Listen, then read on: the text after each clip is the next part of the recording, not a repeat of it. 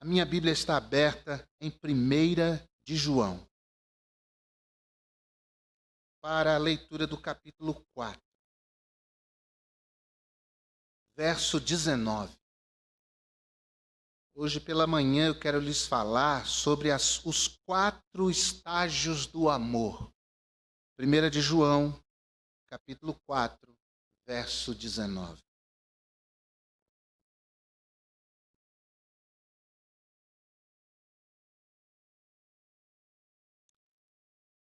Vamos ler juntos? Bem forte?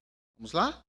Nós o amamos porque ele nos amou primeiro. Obrigado, Deus Santo, pela palavra do Senhor, por essa igreja abençoadíssima e essas bênçãos que vêm das tuas graciosas mãos. Por isso tudo nós te louvamos em nome de Jesus. Amém. Assente-se, por favor. João foi chamado o discípulo do amor. Foi reconhecido pelos eruditos desde muito tempo como discípulo que tinha esta marca do amor. Agora, pense bem, porque João também foi conhecido, e aí na Bíblia ele é chamado de o filho do trovão. Porque João tinha uma personalidade explosiva. Porque João tendia a uma personalidade, o que os estudos do temperamento chamam de colérico. Esse era João. Mas esse homem vai sofrendo ao longo dos anos de caminhada e jornada com Deus uma mudança, a ponto de começar a pregoar, a falar do amor, sobretudo na sua primeira epístola, falando do amor como um vínculo fundamental para as relações humanas. Os homens se relacionando entre si, e não só isso, mas também fundamental para as relações entre os homens e Deus. O amor é esse vínculo fundamental e relacional. Para João, o amor era algo essencial para balizar, para disciplinar os nossos relacionamentos. Fundamental, inclusive os relacionamentos nossos com Deus. E por isso João diz, nós o amamos a Deus, né? Porque ele nos amou primeiro. Você prestou atenção no peso desse versículo? Deus nos amou primeiro. Isso é extraordinário. Mas e o peso da frase inicial do versículo? Nós o amamos.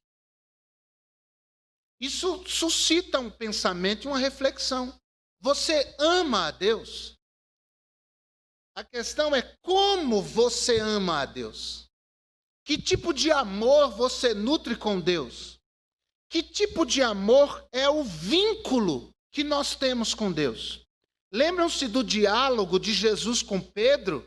Essa reflexão estava implícita no diálogo. Quando Jesus diz, Pedro, tu me amas? E Pedro responde, Senhor, eu te amo. Tu sabes que eu te amo. E Pedro amava Jesus. A questão é que tipo de amor Pedro nutria por Jesus? Os eruditos estudiosos da língua original, da língua grega, dizem que as palavras para amor naquele diálogo são diferentes. Jesus pergunta de um amor ágape, de um amor incondicional. Pedro, tu me ágape. Tu me amas incondicionalmente? E a resposta de Pedro é a resposta de um amor que tem a ver com amizade, que tem a ver com fraternidade, o amor humano. Ou seja, Jesus disse, ensinando aos discípulos e a nós, que amar quem ama a gente é fácil. Difícil é amar quem não nos ama. Estimulando os discípulos que eles tinham que ter um outro tipo de amor, um outro patamar de amor, um amor diferente. Porque se fosse esse tipo de amor, não faz diferença alguma ser cristão. É isso que Jesus quer ensinar. Então, Jesus pergunta a Pedro, tu me ágape? E Pedro responde, Senhor, eu te filéu. O amor que eu tenho pelo Senhor é amor, mas não é esse amor aí. Precisa crescer, precisa aumentar, precisa amadurecer. Você já parou para avaliar o tipo de amor? O Espírito Santo me incomodou com essa leitura e eu tenho me feito essa pergunta muito honestamente. Que tipo de amor é o meu amor por Deus?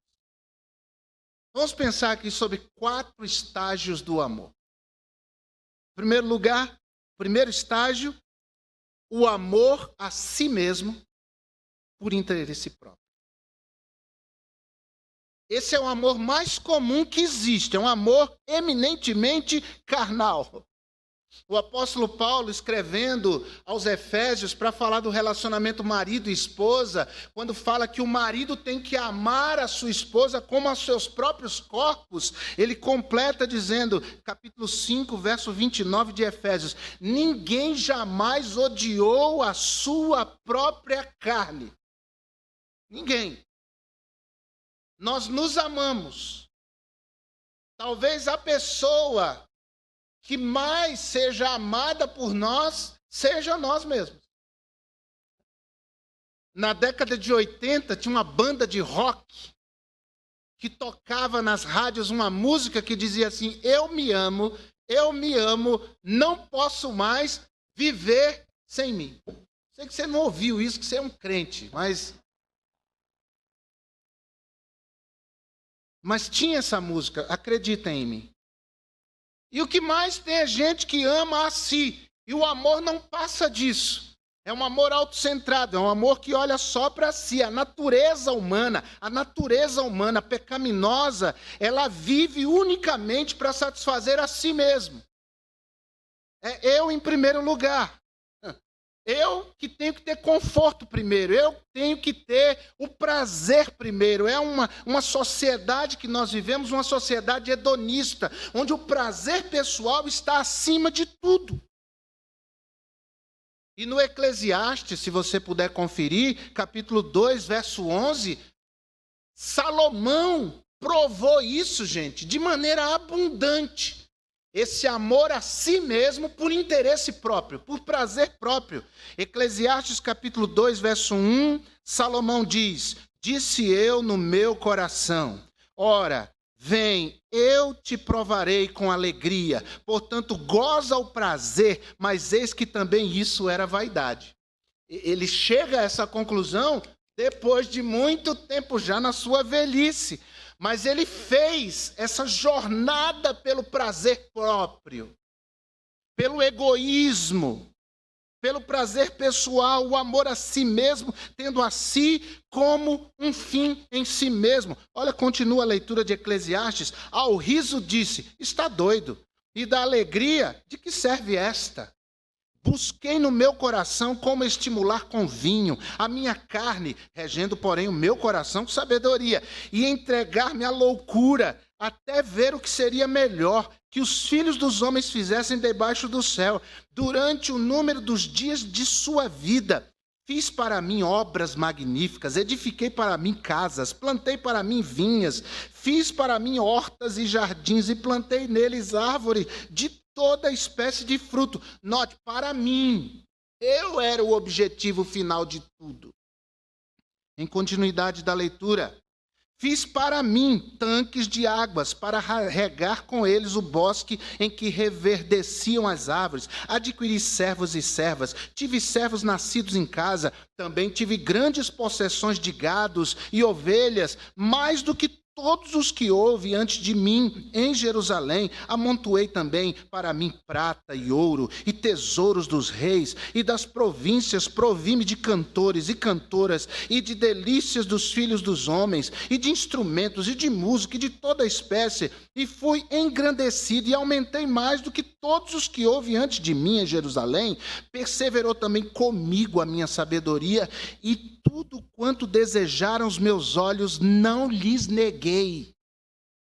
Gente, o que é isso? Isso é hedonismo puro.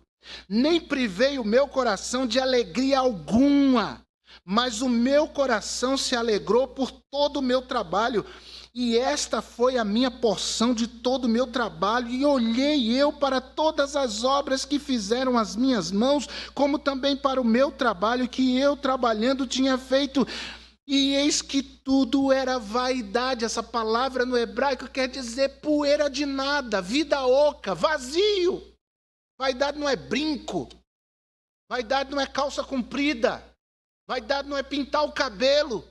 Biblicamente, vaidade é vida oca, vida vazia. Isso é vaidade. E ele continua encerrando, dizendo: vaidade e aflição de espírito, e que proveito nenhum havia debaixo do sol. Ele buscou tanto isso, o amor próprio e tudo para suprir, e viu que tudo era vazio, tudo era oco, e essa é a nossa história. Nós vivemos assim, um período da nossa vida, até que esse vazio era tão grande, a gente não conseguia realmente suprir por nada. E é aí onde nós encontramos a Deus. Só Deus pode, de fato, suprir o vazio existencial da nossa alma, que coisa nenhuma no mundo pode, de fato, suprir. Aí isso nos leva ao segundo estágio do amor, que é o amor a Deus por interesse próprio. Veja que ainda não é lá aquele amor, mas é amor a Deus. Só que o objetivo é o interesse próprio. Por causa das coisas, dos benefícios que Deus pode nos trazer. Então amamos a Deus por isso. No Salmo 18, verso 4 a 6, você pode conferir, Salmo 18, verso 4 a 6, o salmista diz: tristezas de morte me cercaram, torrentes de impiedade me assombraram, tristezas do inferno me cingiram, laços de morte me surpreenderam, na angústia invoquei ao Senhor e clamei ao meu Deus, desde o seu templo ouviu a minha voz, aos seus ouvidos, e chegou o meu clamor perante a sua face. É um testemunho de quem estava angustiado, extremamente necessitado, e buscou a Deus, clamou a Deus, entendendo que nada poderia suprir aquela angústia na sua vida. Deus o atendeu. E louvado seja Deus, porque Deus nos atende, irmãos. Louvado seja Deus, porque Deus ouve o nosso clamor. A questão é que o relacionamento com Deus não pode se resumir a isso. Onde Deus só é lembrado quando precisamos. Vira uma relação utilitária, porque pensa comigo, antes eu busquei e não consegui, o vazio continua. Mas eu encontrei em Deus, aquele que encheu o vazio do meu coração.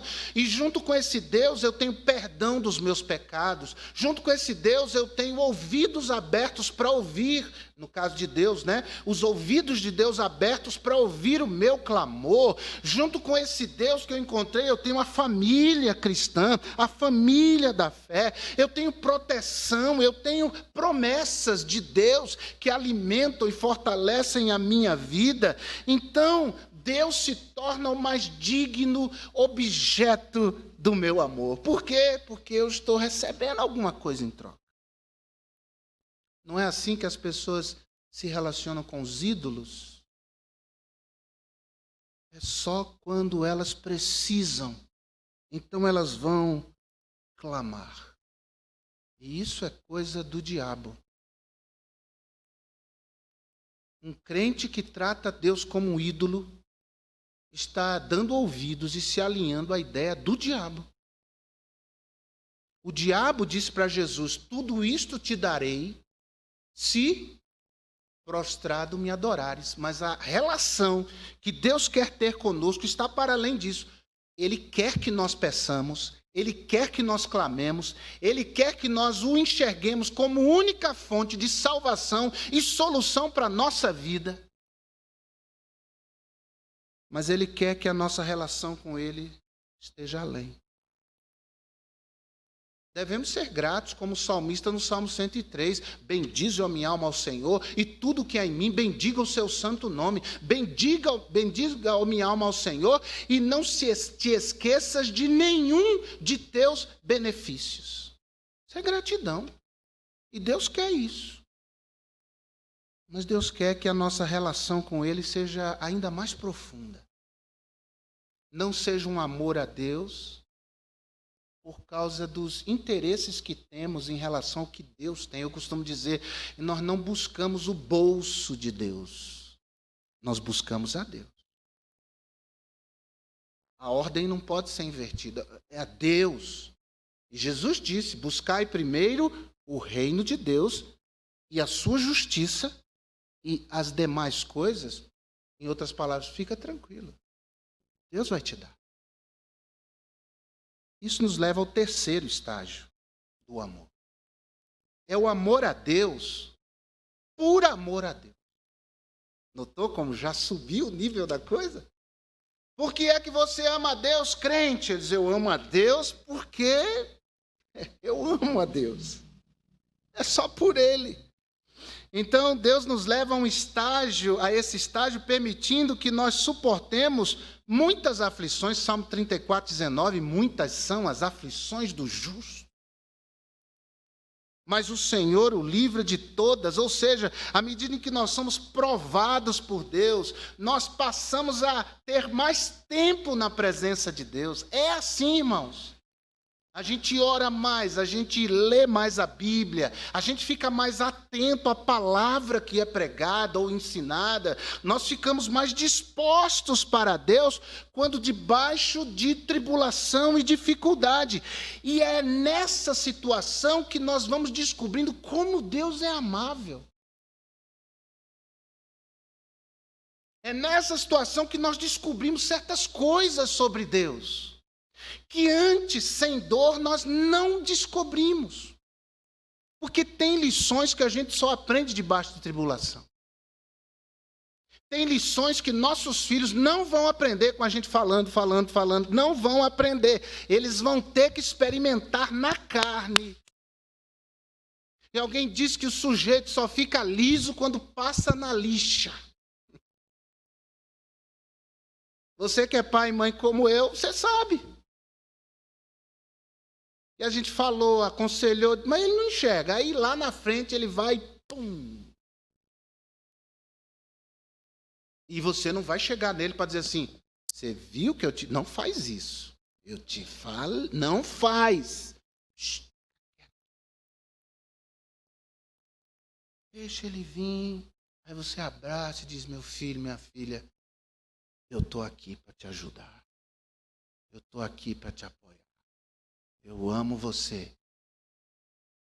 Mas a lição foi aprendida. Salmo 63, verso 1. Olha a experiência do salmista. Salmo 63, 1. Ó Deus, Tu és o meu Deus. De madrugada te buscarei. A minha alma tem sede de Ti. A minha carne te deseja muito em uma terra seca e cansada, onde não há água. Esse é o estágio onde a pessoa ama a Deus pelo que Deus é. A minha alma tem sede de Ti, não das Tuas bênçãos. Não do que o Senhor pode fazer por mim, que eu sei que o Senhor pode. E Deus é Pai, gente. Deus sabe o que a gente precisa. Ele cuida de aves e de lírios. Por que não cuidaria de seus filhos? Ou seu filho pequeno te acordou de madrugada e disse, pai, eu estou aqui sem conseguir dormir, mãe, porque será que a gente vai ter o que comer amanhã de manhã? Está preocupado. Ele sabe que pai e mãe vão suprir, vão cuidar, vão proteger. E nós temos um Pai Celestial que supre, que guarda, que protege. Então a nossa relação tem que estar para além disso. Deus quer um estágio ainda mais profundo de amor. Olha o Salmo 42, verso 2, que coisa! Salmo 42, verso 2. A minha alma tem sede de Deus, do Deus vivo. Quando entrarei e me apresentarei ante a tua face, eu só quero estar na tua presença. Nesse estágio nós amamos a Deus não porque Ele é bom para conosco, mas amamos a Deus porque Ele é bom em si mesmo. É o amor a Deus por amor a Deus, só por isso. Esse negócio é tão sério que o diabo usou esse argumento com Deus em relação a Jó. Jó só te serve porque o Senhor cercou ele de bens. Aí é fácil, tira dele. Deus diz, tira você. Olha em que estágio do amor Jó lidava com Deus. E depois que tirou, ele diz assim, ele só não blasfemou contra o Senhor porque não foi na carne dele. Agora toca na carne dele para ver se ele não blasfema na sua face agora. E Deus diz, não vou tirar, você toca. Só não mata ele. Toca. E a Bíblia diz que Jó, nestas coisas, não blasfemou. Estou dizendo que é fácil, mas estou dizendo que é possível. Que ao longo da história da igreja, muita gente entregou sua vida por amor a Jesus, sabendo que ia morrer, mas não negou o nome de Deus. Sofreu violência, sofreu prisão, açoite. Paulo fala isso em 2 Coríntios capítulo 11, lembram? E em Hebreus capítulo 11 também, o autor aos Hebreus fala daquelas muitas pessoas que passaram por tantas situações, foram cerrados ao meio, viram pessoas da sua família serem mortas, tudo isso pela fé em Cristo. A história conta essa questão dos vários coliseus, porque não havia um só, havia o de Roma, o mais famoso, mas havia outras arenas menores, onde cristãos eram jogados às feras. E morriam engrandecendo o nome do Senhor. Na igreja em Esmirna, aquela das 7 igrejas da Ásia, teve um pastor lá chamado Policarpo. Ele viveu no 2º século depois de Cristo. E os pastores daquelas igrejas eram perseguidos, presos, e tinham a oportunidade de negar a sua fé ou reafirmar a sua fé sob pena de morte. E a história conta que o cônsul romano enviou tropas que durante meses tentaram encontrar Policarpo e não achavam. O esconderijo era muito bom, mas por fim o encontraram. Ele foi preso, conduzido a julgamento. O procônsul disse a ele o seguinte: Policarpo, considera a tua idade. Jura pelo gênio de César. Insulta a Cristo. Em outras palavras, você não é um garoto inconsequente. Você é vivido. Você não entendeu que você vai morrer por esse Cristo? A resposta de Policarpo foi 86 anos. Que sirvo a Cristo. Cristo nunca me fez mal. Como blasfemaria contra o meu Rei e Salvador? O procônsul então diz, então você será queimado na fogueira. As pessoas eram amarradas a um poste, rodeadas por lenha, untadas com azeite, tocavam fogo e a pessoa morria ali. Policarpo pediu para não ser amarrado em poste algum, prometendo que não fugiria.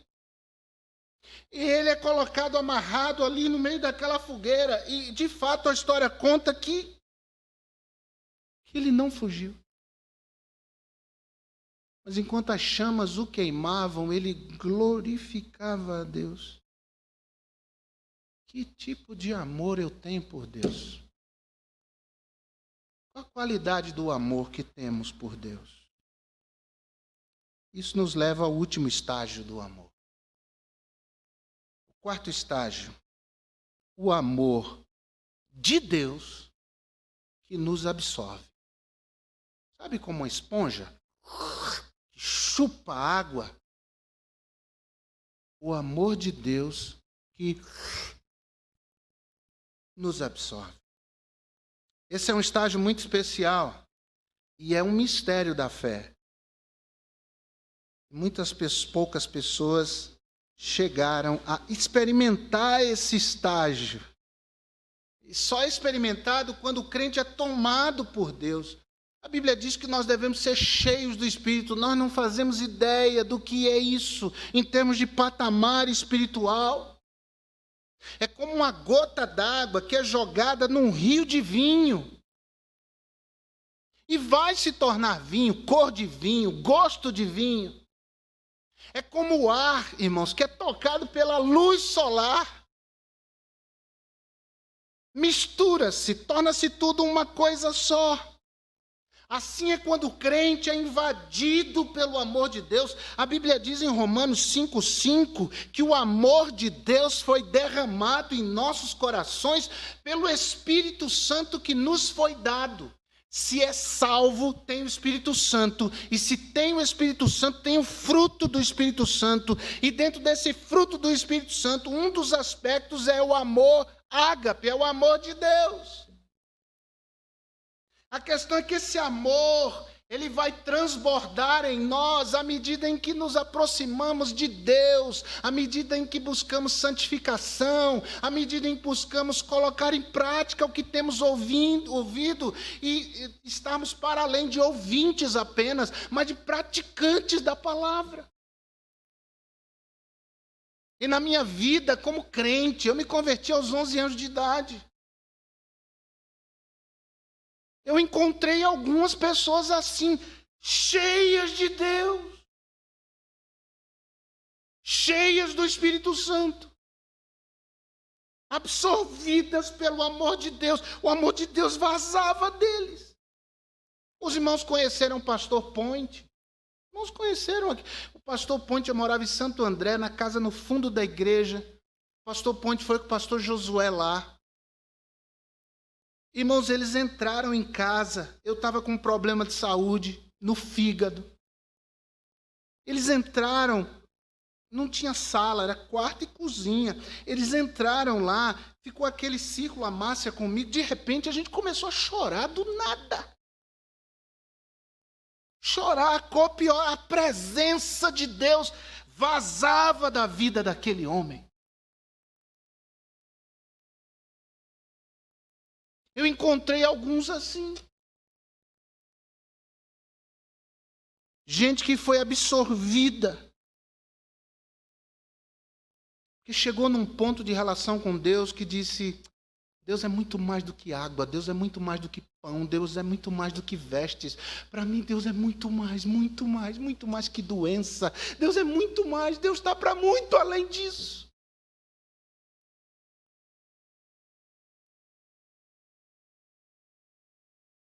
Isso a Bíblia chama de perfeito amor. 1 de João, capítulo 4, verso 18. O perfeito amor lança fora todo medo. Sabe aquela coisa de quer vivamos ou morramos, somos do Senhor? As palavras de Paulo. Absorvido por esse amor de Deus. Deixa eu encerrar, que eu estava lendo sobre a esposa de Jonathan Edwards. É um pregador americano que viveu no século XVI, um homem de Deus que pregou aquele sermão famoso, pecadores nas mãos de um Deus irado. A unção de Deus sobre Jonathan Edwards era tão grande ao pregar que as pessoas subiam nos bancos da igreja, outros se agarravam aos pilares da igreja com medo que a terra se abrisse e o inferno os engolisse. Esse era Jonathan Edwards. A esposa dele, Sarah, ela foi visitada pelo Espírito Santo e escreveu no diário dela, em 20 de janeiro de 1742.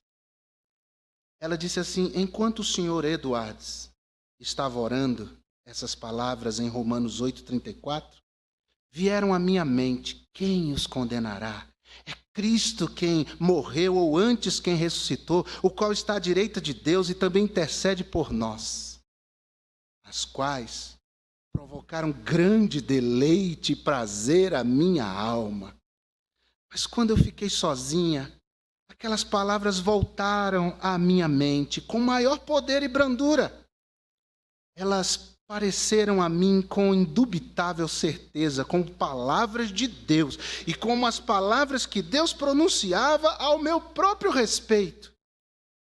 Eu não tinha dúvida disso, tanto que de minha própria vida não encontrei linguagem para expressar quão certas elas me pareciam.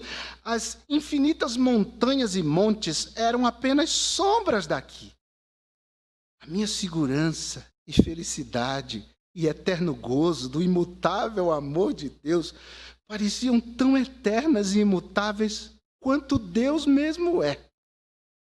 Envolvida e tomada pela doçura dessa certeza, eu caí num rio de lágrimas. A presença de Deus era tão próxima e tão real que eu parecia não perceber mais nada. A paz e a fidelidade que então sentia eram igualmente indizíveis. Parecia que eu havia sido levantada acima da terra e o inferno, acima de qualquer aqui embaixo. O mundo inteiro e meus prazeres, todas as minhas tribulações, pareciam ser absolutamente nada. Meu Deus era meu tudo, minha única porção. Que tipo de amor nós temos por Deus?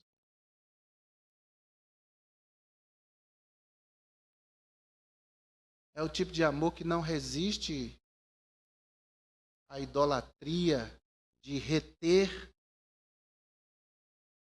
É um amor que não resiste a uma ofensa de um irmão. É um amor que não resiste a uma enfermidade. É um amor que não resiste à perda de um ente querido. É um amor que não resiste a uma pandemia. Que tipo de amor nós temos por Deus?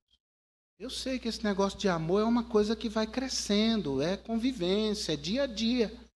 Mas, irmãos, tem que crescer. Nós temos que subir os estágios.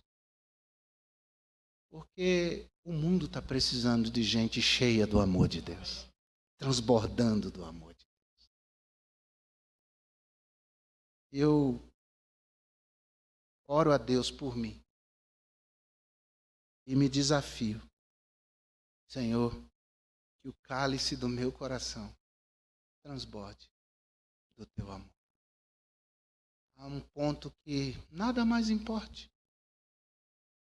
Só Deus vai cuidar, eu sei. Minha coisa aqui é estar com Ele, é honrá-lo. É isso. Eu não cheguei nisso ainda. Mas eu fui desafiado. E você? Vamos orar? Ó Senhor, tem misericórdia da minha vida. Tem alguém aqui que está orando a Deus, pedindo a graça do Senhor? Faça um sinal. Amém. Amém. Amém. Amém. Amém. Glória a Deus. Louvado seja o Senhor. Amém. Quantas pessoas? Eu vou pedir a vocês que se coloquem em pé, por favor. Nós vamos orar. Eu vou pedir ao pastor Josué que ore a Deus por nós.